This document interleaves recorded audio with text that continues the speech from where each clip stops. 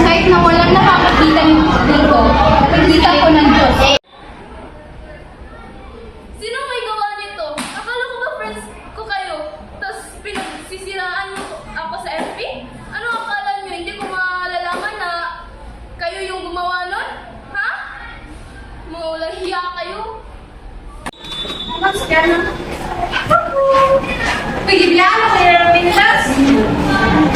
Honey, honey!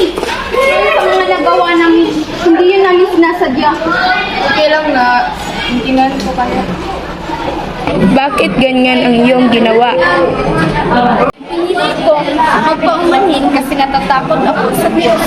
Nakita ko ang aking kaibigan kung gaano siya nasasaktan sa post nga anonymous na yun.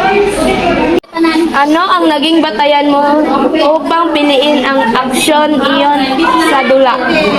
Pananampalataya at respeto, sabi sa Bible, mahalin mo ang kapwa mo. Mas pinili ko sumunod kaysa sa pag-ibig ng dalawang katraso.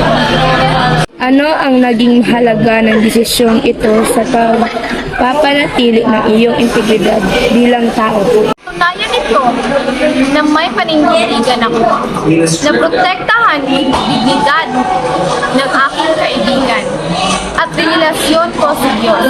Integridad ay gumawa ng tama kahit walang nakakita. Ano ang naging mahalaga ng desisyong ito sa pagpapanatili ng iyong integridad bilang tao? Kaya nito na may panindigan ako na protektahan ang dignidad ng aking kaibigan at relasyon ko sa Diyos. Integridad ay gumawa